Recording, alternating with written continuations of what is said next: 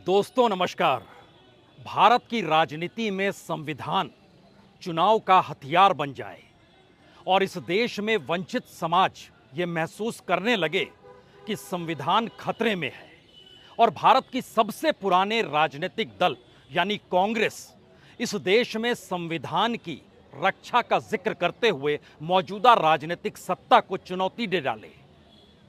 सामान्य तौर पर आजादी के बाद कभी ऐसी स्थिति इस देश के किसी भी चुनाव में नहीं आई। नेहरू ने भी जब पहला चुनाव लड़ा 1952 में तो संविधान का जिक्र तो था, लेकिन संविधान के आश्रय उन्होंने उस दौर में लोगों को उनके हक से परिचय कराया था। और उस दौर में वामपंथी भी यह सोचने को मजबूर हुए थे कि दरअसल पहली बार अगर संविधान राजनीतिक तौर पर इस देश के प्रधानमंत्री चुनावी हथियार के तौर पर इस्तेमाल यह कहकर कर रहे हैं कि हक मिलेगा तो संविधान से ही मिलेगा। उसकी काट उस दौर में भी उनके पास नहीं थी। लेकिन भारत की राजनीतिक परिस्थितियों को जरा समझिए। एक ऐसी स्थिति इस देश में 2024 के चुनाव में आकर खड़ी हो गई जिसमें संविधान मायने रखने लगा और संविधान के साथ इस देश का वह तबका जो राजनीतिक भाषा में दलित पिछड़े के तौर पर जिसकी पहचान है, वह बहुसंख्य तबका वोटरों के लिहाज से है और इस देश की राजनीति को प्रभावी करने की वह ताकत रखता है। और संविधान के साथ बाबा साहब अंबेडकर का जिक्र एक झटके में इस देश में शुरू हो गया। और बाबा साहब अंबेडकर आज से 68 बरस पहले जिस जगह पर आए थे और उन्होंने धम्म परिवर्तन किया था, अक्टूबर का महीना 14 अक्टूबर 1956, यही वो जगह थी जहां पे धम्म परिवर्तन किया गया था। और इस जगह का महत्व इस बात से समझ सकते हैं कि भारत की राजनीति में बाबा साहब अंबेडकर को लेकर इस देश का दलित समाज, सिर्फ दलित समाज नहीं बल्कि हर वो तबका सक्रिय हो गया, चौकन्ना हो गया। इससे पहले वो ये मानकर चलता था कि बाबा साहब की मौजूदगी उसके अपने सामाजिक आर्थिक परिस्थितियों के साथ जुड़ी हुई है। लेकिन इससे पहले कभी किसी ने नहीं माना था कि संविधान में लिखे हुए शब्द ही उसे भारत के भीतर उसके हक का जिक्र करते हैं और राजनीतिक सत्ता ने उसे चुनौती दे डाली है। पता नहीं सत्ता में आएंगे, बहुमत के साथ आएंगे तो संविधान ही ना बदल डालें, क्योंकि इस देश में 1949 और 50 में मनुस्मृति का जिक्र तब आरएसएस कर रही थी। जनसंघ ने भी 1952 में कॉन्स्टिट्यूशन को लेकर मनुस्मृति का जिक्र उस दौर में यह कहकर किया, उसमें हिंदू समाज को लेकर जो कुछ है वो कॉम्पिटिवली यानी तुलनात्मक तरीके से उसको आत्मसात करना चाहिए और भारत के संविधान में इन बातों का जिक्र नहीं है। और यही बात मल्लिकार्जुन खड़गे संसद में ऑर्गेनाइजर के उस लेख के साथ रखना चाहते थे बीते दिनों। लेकिन सवाल यह है, आज हम यहां पर क्यों हैं, नागपुर की दीक्षा भूमि में क्यों हैं? दो बड़े सवाल हैं।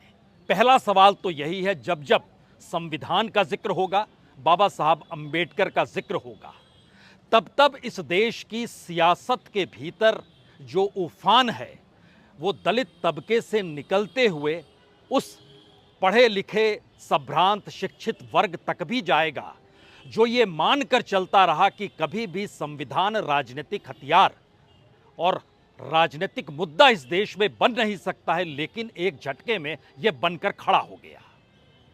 दूसरी बड़ी बात यह है कि महाराष्ट्र में सिर्फ 3 महीने के बाद चुनाव होने हैं। इस चुनाव की भूमिका भारत की राजनीति को क्या बदल देगी, यह सवाल तब और बड़ा हो जाएगा।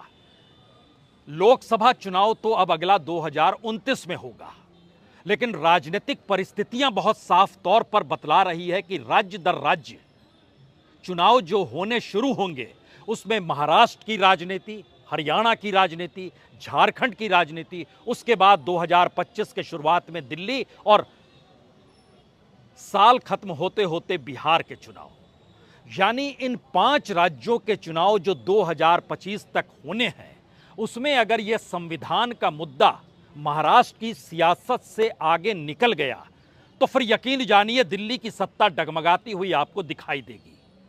उसकी वजह भी बहुत साफ है। बीजेपी के भीतर एक बड़ी कतार है जो जानती है इस देश में अगर मुस्लिमों की तर्ज पर दलित वोट भी उसके हिस्से में नहीं पड़ा तो वह चुनाव जीत नहीं सकता है। और तब जब कांग्रेस ने इस देश में पिछड़ों का मुद्दा खड़ा कर दिया है, यानी ओबीसी का मुद्दा खड़ा कर दिया है, तो वोट बैंक क्या वो सिर्फ ऊंची जातियों का वोट बैंक होगा? वो कौन सा वोट बैंक होगा जो मौजूदा बीजेपी की राजनीतिक सत्ता को अच्छा लगेगा? और उसके तमाम उम्मीदवार जो इस देश भर में फैले हुए हैं, उसमें भी पहली बार शहर और गांव के बीच एक बड़ा व्यापक अंतर 2024 के चुनाव में दिखाई दे रहा है। लेकिन नागपुर वो राजनीतिक जमीन है जहां पर हम खड़े हैं।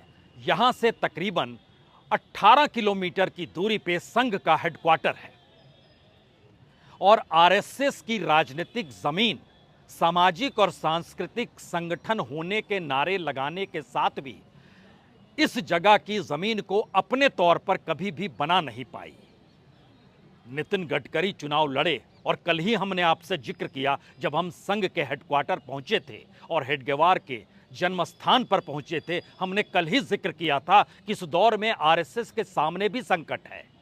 हिंदुत्व के आश्रय सिर्फ वोट बनता नहीं है कि चुनाव वह जीत जाए। और समाज में अगर मोटी मोटी लकीरें जिस तरीके से माइनॉरिटीज को लेकर, अल्पसंख्यक को लेकर, मुसलमानों को लेकर खींची गई, अगर इसी तरीके से दलितों को लेकर भी खिंच गई तो फिर एक लंबे वक्त तक बीजेपी ने जो भी राजनीतिक प्रयास किए सब खत्म हो जाएंगे।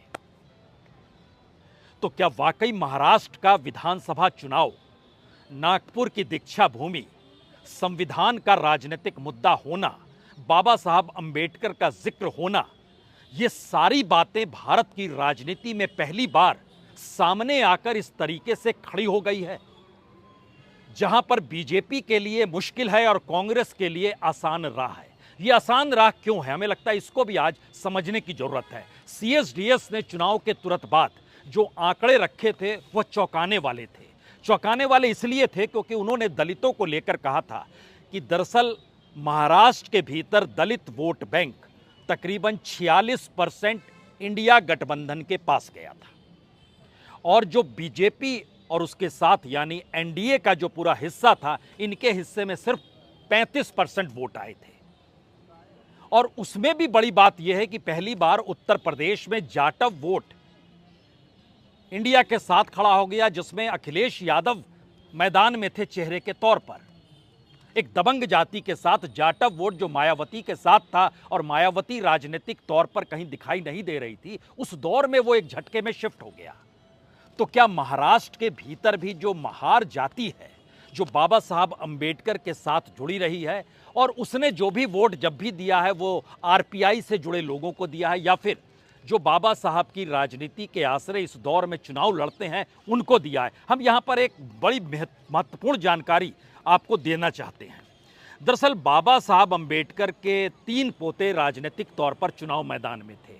अकोला से प्रकाश अंबेडकर थे, उनको सबसे ज़्यादा तकरीबन 2.5 लाख से ज़्यादा वोट मिले, लेकिन वो चुनाव नहीं जीत पाए। अकोला में वह चुनाव लड़ रहे थे तो बीजेपी चुनाव जीत गई। इंडिया नहीं जीत पाया, यानी त्रिकोणीय मुकाबला हुआ और अकोला की सीट, जैसे नागपुर की सीट नितिन गडकरी बीजेपी के जीत गए, अकोला भी विदर्भ की एकमात्र सीट है दूसरी जहां पर बीजेपी चुनाव जीत गई। उसके बाद अमरावती में भीमराव अंबेडकर जो उनके दूसरे पोते हैं वह चुनाव लड़ रहे थे, उन्हें 18-19 हजार वोट मिले। तीसरे पोते थे जालंधर से चुनाव लड़ रहे थे और वह तीसरे, चौथे, 5वें नंबर पर थे। पहली बार भारत की राजनीति में एक ऐसी परिस्थिति आकर खड़ी हो गई जो बाइपोलर है, यानी वोटर को यह लगने लगा कि अब वो अपना वोट किसी तीसरी पॉलिटिकल पार्टी को देकर व्यर्थ नहीं करेगा। और ये राजनीतिक प्रयोग कमोवेश हर राज्य में नजर आए। कर्नाटक में नजर आया, बंगाल में नजर आए, तेलंगाना में नजर आए और जिन जिन राज्यों में चुनाव हुए अगर आप देखते चले जाइएगा तो किसी तीसरे राजनीतिक दल की कोई हैसियत या ताकत बची ही नहीं। ये ताकत अपने तौर पर एक तरफ इंडिया था और दूसरी तरफ एनडीए थी। तो क्या महाराष्ट्र की राजनीति में बीजेपी की राजनीतिक शिकस्त इस बात पर आकर टिक गई है कि अगर बाबा साहब अंबेडकर और संविधान राजनीतिक हथियार के तौर पर लोगों के जहन में बस गया तो फिर बीजेपी और उनके साथ खड़े एकनाथ शिंदे हों या अजीत पवार हो, जो शिवसेना और एनसीपी को तोड़कर अलग हुए हैं, इनके हिस्से में कोई भी वोट बैंक की राजनीति इनके अनुकूल नहीं जाएगी। क्योंकि अगर दलितों का हम जिक्र कर रहे थे जिसमें 35% वोट एनडीए को मिले और दूसरी तरफ 45-46% वोट इंडिया गठबंधन को मिले, उसके बाद निकलिएगा तो जो 19% वोट था उसमें वंचित समाज, जो बहुजन पार्टी के तौर पर प्रकाश अंबेडकर खड़े हुए थे, आखिरी मौके तक चाहते थे कि तालमेल हो जाए, तालमेल हुआ नहीं। इससे आगे निकलिएगा तो सामने आपको ओबीसी दिखाई देगा। ओबीसी ने बड़ा हिस्सा एनडीए के पक्ष में गया, इससे इनकार नहीं किया जा सकता है। 50% वोट महाराष्ट्र में ओबीसी के बीजेपी और उनके साथ खड़े राजनीतिक दलों के साथ गए। तकरीबन 39% वोट या 40% वोट इंडिया के साथ गए। मराठा वोट भी ज़्यादा बड़ी तादाद में बीजेपी और उनके सहयोगियों के पास 46% गए। लेकिन एक बड़ा शिफ्ट पहली बार ग्रामीण महाराष्ट्र के भीतर नजर आया, जहां पर एनडीए यानी बीजेपी की अगुवाई करने वाले गठबंधन के पास सिर्फ 36% वोट गए और 48% वोट इंडिया गठबंधन के पास गए। और महाराष्ट्र की राजनीति में ग्रामीण महाराष्ट्र से जुड़े हुए जो विधायकों की तादाद है वो तकरीबन 181 की है, यानी 288 में से 181 ग्रामीण हिस्सों से आते हैं। दूसरी बड़ी बात, नागपुर वो नब्ज है राजनीतिक तौर पर जो महाराष्ट्र की राजनीति में असर विदर्भ से होते हुए मराठवाड़ा तक ले जाती है।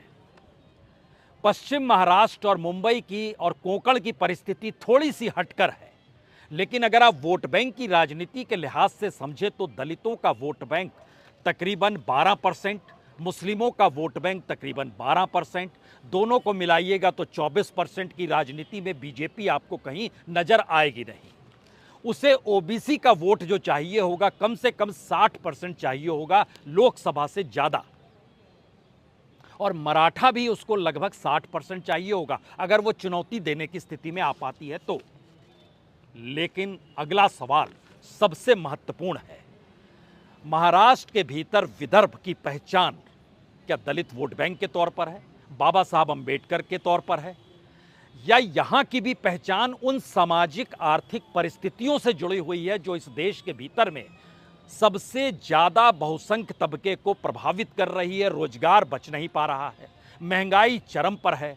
सामाजिक आर्थिक परिस्थितियों में कांग्रेस ने रणनीति के तौर पर उस संविधान को लाकर खड़ा कर दिया जिस संविधान के आश्रय हक मिलता है इस देश के लोगों को, बराबरी का और रोजगार का भी हक मिलता है। और यह चुनौती इससे पहले बीजेपी के पास कभी नहीं थी। बीजेपी ने जो हिंदुत्व की राजनीति खेली और उसके आश्रय जो समाज के भीतर ध्रुवीकरण वोटरों का हुआ, उसमें भी पहली बार और खुले तौर पर जब राहुल गांधी ने पार्लियामेंट के भीतर सीधे सीधे ये कहकर, बीजेपी ही नहीं बल्कि देश के प्रधानमंत्री, बीजेपी का राजनीतिक चेहरा और पूरे एनडीए गठबंधन के एकमात्र उस छवि को यह कहकर चुनौती दे डाली कि आप हिंदुत्व का ठेका नहीं लिए हुए हैं। यह मैसेज क्या था? भारत की राजनीति में किसी भी प्रधानमंत्री को ऐसी चुनौती पार्लियामेंट के भीतर कभी दी गई होगी, ऐसा कभी नहीं हुआ। और भारत के भीतर में किसी एक चेहरे के आश्रय पूरी पॉलिटिकल पार्टी चल पड़े और राजनीतिक तौर पर उसी के इर्द गिर्द देश की राजनीति सिमट जाए, यह सिर्फ इंदिरा गांधी के वक्त हुआ है। वह भी तब जब इंदिरा गांधी ने कांग्रेस को तोड़ दिया था और कामराज वापस चले गए थे। लेकिन सवाल है, कांग्रेस परिवार की पार्टी है, जो आरोप बीजेपी भी लगाती है और इस देश की राजनीति को जानने वाले लोग भी जानते समझते हैं। लेकिन बीजेपी परिवार की पार्टी नहीं है। बीजेपी तो संघ परिवार की उस राजनीति से निकली हुई पार्टी है जहां पर हिंदुत्व मायने रखता है। और उस हिंदुत्व के मायने रखने को चुनौती देते हुए बाबा साहब अंबेडकर ने दीक्षा भूमि में जिन बातों को कहा और उन बातों का असर इस देश के भीतर तमाम तबकों में जिस तरीके से हुआ और ख़ास तौर से महाराष्ट्र के भीतर, उसका ये असर है कि शिवसेना और बीजेपी एक साथ रहे, लेकिन उसके बावजूद भी उन्होंने वोट कभी भी शिवसेना और बीजेपी के गठबंधन को नहीं दिया। लेकिन पहली बार जो शिवसेना टूट गई, एक तरफ एकनाथ शिंदे जो बीजेपी के साथ चले गए और दूसरी तरफ उद्धव ठाकरे जो कांग्रेस और एनसीपी में आ गए, और जानकर हैरत कीजिएगा कि 2024 के चुनाव में दलित वोट भी उद्धव ठाकरे के पक्ष में गया, मुस्लिमों का वोट भी उद्धव ठाकरे के पक्ष में कई पॉकेट्स में पड़ा है। मुस्लिमों को लेकर महाराष्ट्र के भीतर तकरीबन 54 सीटें ऐसी है जो राजनीतिक तौर पर प्रभावित कर सकती है। दलितों को लेकर लगभग 48 सीट है और उसमें भी 40 सीटें खास तौर से ज़्यादा प्रभावी करती है अगर उनकी मौजूदगी है। यानी दोनों को अगर मिला दीजिएगा तो लगभग 72 सीटें इस राज्य के भीतर में ऐसी है जहां पर बीजेपी की राजनीतिक जमीन खिसकी हुई है। अब उसके सामने एक चुनौती है, लेकिन उससे बड़ी चुनौती शायद पहली बार कांग्रेस के सामने है, राहुल गांधी के सामने है। क्योंकि जिन मुद्दों को राहुल गांधी उठा रहे हैं, अगर वो सिर्फ राजनीति तक सिमट गए, चुनावी जीत हार तक सिमट गए और उसके बाद कांग्रेस ने उस दिशा में ध्यान नहीं दिया, तो फिर कांग्रेस की राजनीति भी ठहर जाएगी। और शायद इस बात को पहली बार राहुल गांधी महसूस कर रहे हैं। इसीलिए ध्यान दीजिए, मंडल से निकले हुए राजनीतिक दल भी कांग्रेस या राहुल द्वारा उठाए गए मंडल के प्रोसेस से आगे निकल गए, और उन्होंने जो जनगणना का जिक्र किया ओबीसी को लेकर, यह जिक्र अपने तौर पर नीतीश कुमार जरूर राज्य में कर गए, लेकिन उत्तर प्रदेश में हिम्मत ना अखिलेश ने दिखाई ना मायावती ने दिखाई, जो कि मंडल की राजनीति से निकल कर आई थी। बीजेपी इसको इनकार नहीं कर सकी। आरक्षण को बढ़ाने को लेकर पटना हाईकोर्ट ने बात खारिज कर दी, अब यह सुप्रीम कोर्ट जाने की तैयारी कर रहे हैं। लेकिन जो सामाजिक आर्थिक परिस्थितियां इस देश के भीतर में है, उसमें जो 80 करोड़ लोगों को मुफ्त अनाज देने की जो पूरी प्रक्रिया है, जो उज्ज्वला योजना का दायरा है, जो तमाम सरकारी वैसी योजना जिसमें लाभार्थियों का जिक्र होता है, जो छोटे और सीमांत किसान भी अगर उस दायरे में आते हैं, तो इस देश के भीतर में जिस तबके का जिक्र इस दौर में कांग्रेस कर रही है, वो वामपंथियों से भी आगे की वामपंथी सोच के साथ खड़ी है, मंडल की राजनीति से आगे की राजनीति के साथ खड़ी है। और बीजेपी ने अपने पूरे राजनीतिक कैरियर में शायद कभी ये सोचा नहीं होगा 1980 के बाद से कि कांग्रेस का राजनीतिक ट्रांसफॉर्मेशन इस तेजी से होगा कि लोगों को ये लगने लगेगा कि इस देश की राजनीति बदल गई है और लोगों की जरूरतें ही राजनीतिक तौर पर सामने आकर खड़ी हो गई है। ये पहली बार हुआ है। ऐसा नहीं है कि कांग्रेस के तमाम दूसरे नेता इस बात को ना समझते हो, पहले समझते थे, लेकिन कांग्रेस की राजनीति इससे पहले की परिस्थिति में समझिएगा तो पीवी नरसिम्हा राव के दौर के इकोनॉमिक रिफॉर्म, आर्थिक सुधार के बाद की परिस्थिति में देखिए तो मनमोहन सिंह भी उस आवारा पूंजी पर सवार थे जो मार्केट इकोनॉमी पर चल रही थी। अटल बिहारी वाजपेयी ने भी उसी को आत्मसात किया था। नरेंद्र मोदी ने भी उसी रिफॉर्म और उन्हीं परिस्थितियों को सामने लेकर आए। लेकिन पहली बार 91 के बाद पहली बार राहुल गांधी ने जिस राजनीति को इस देश के सामने रखा, या कहें उनकी अपनी भारत जोड़ो और न्याय यात्रा के दौर में उनकी जो भी मुलाकात जिससे भी हुई होगी और उनके भीतर जो भी सवाल आए होंगे, उस सवाल ने या तो उनके भीतर बदलाव ला दिया या फिर राजनीतिक तौर पर एक ट्रेनिंग दे डाली कि इस देश की जनता से जुड़े मुद्दों को अगर कांग्रेस आत्मसात कर ले तो फिर वो राजनीतिक तौर पर एक बार फिर मुख्यधारा की राजनीति में आ सकती है। इसीलिए बाबा साहब अंबेडकर के दौर की उन परिस्थितियों को याद कीजिए जहां वो बार बार दो बातों का जिक्र करते थे कि चुनाव के जरिए आपको हक नहीं मिलेगा जब तक इस देश में आर्थिक समानता का जिक्र नहीं होगा। यानी इकोनॉमिकली सब इक्वल होने चाहिए, इसका जिक्र बाबा साहब अंबेडकर 50 के दशक में कर रहे हैं, उससे पहले भी कर रहे थे, और उन बातों का जिक्र अब राहुल गांधी कर रहे हैं। नेहरू के दौर में राम मनोहर लोहिया समाजवादी हो या उस दौर की कम्युनिस्ट पार्टी या नंबूदरी पात को याद कीजिए, जिस वामपंथी सोच का जिक्र करते करते हरकिशन सिंह सुरजीत और सीताराम येचुरी तक आप आ जाइए, उससे ज्यादा वामपंथी सोच के साथ कांग्रेस आकर खड़ी हो गई। इस दौर में वो तमाम राजनीतिक धाराएं खत्म होती चली गई जो मंडल की राजनीति से निकली, कमंडल की राजनीति से निकली, समाजवाद के नारे से निकली, वामपंथी सोच के साथ निकली। और यह एक ऐसी परिस्थिति भारत के भीतर आ चुकी है जहां पर पहली बार जनता से जुड़े सवाल जनता के जरिए उस राजनीति को प्रभावित कर रहे हैं जो राजनीति इससे पहले सोचती नहीं थी। तो क्या इस राजनीति के बदलने के साथ इस देश के इकोनॉमी के तौर तरीके भी बदल जाएंगे? हमें तो लगता है बदल जाएंगे। और उसकी सबसे बड़ी वजह इस देश के कॉरपोरेट के भीतर की विचलन को आप समझ लीजिए। जिन कॉरपोरेट्स का नाम दुनिया के बाजार में 10वें 11वें नंबर पर आता है, वह भी भारत के भीतर अब इस बात को समझ गए हैं कि जिस इकोनॉमी रिफॉर्म के जरिए भारत की इकोनॉमी मार्केट इकोनॉमी के आसरे इस देश की राजनीति तक पर कब्जा कर चुकी थी, पहली बार एक ऐसी राजनीति निकल कर आ रही है जो राजनीति सीधे तौर पर उनको चुनौती ये कहकर दे रही है कि आप सत्ता के साथ नेक्सस मत कीजिए।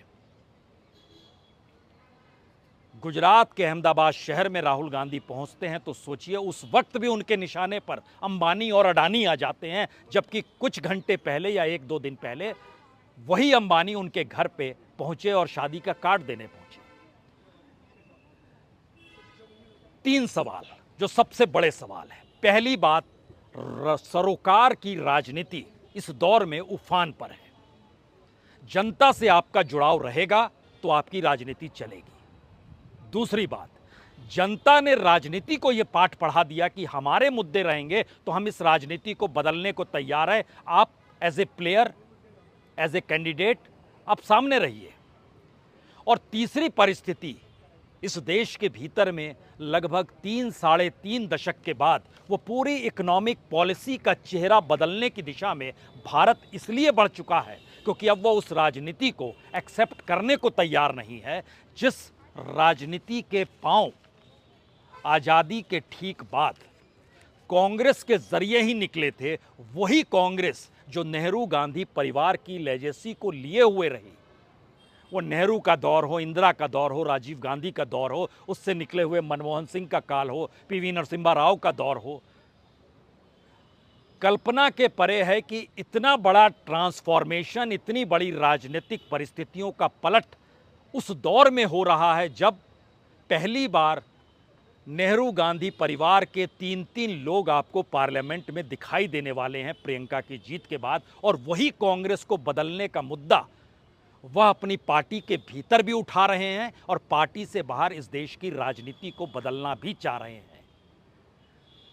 तो राजनीतिक तौर पर बाबा साहब अंबेडकर की आर्थिक समानता, शिक्षित होने की परिस्थिति, इस देश के बेसिक इंफ्रास्ट्रक्चर के साथ इस देश में हाशिए पर पड़े वंचित तबके को जोड़ने की परिस्थिति, वो सारी चीज उभार के साथ आकर 6 दशकों के बाद भारत की राजनीति को प्रभावित कर रही है। और शायद इसीलिए ये दौर उन क्षत्रपों की राजनीति का नहीं है जो अलग अलग मुद्दों के आसरे ये सोचते रहे कि अगर इस हिस्से में चलेंगे तो कुछ वोट मिल जाएंगे। वह उम्र अब खत्म हो चली है और इसकी कहीं ना कहीं कील नागपुर में दीक्षा भूमि के जरिए आप पहचान सकते हैं, जब बाबा साहब अंबेडकर के पोते भी अब उनके सामने चुनौती है कि विधानसभा चुनाव वो कैसे लड़ेंगे, और कांग्रेस के सामने चुनौती है वह जिन बातों को कह रही है उसको कांग्रेस शासित राज्यों में वो कैसे इंप्लीमेंट करेगी। और बड़ा संकट तो इस दौर में उस आरएसएस और मोदी सत्ता के सामने है जिसकी पूरी राजनीतिक विचारधारा ही मौजूदा वक्त में गायब हो चली है। और यह चुनौती अपने आप में भारत की राजनीति को बदलने की दिशा में बढ़ चुकी है। इसका एहसास आपको नागपुर और वह भी दीक्षा भूमि में आकर ही हो सकता है। बहुत बहुत शुक्रिया, बहुत बहुत शुक्रिया।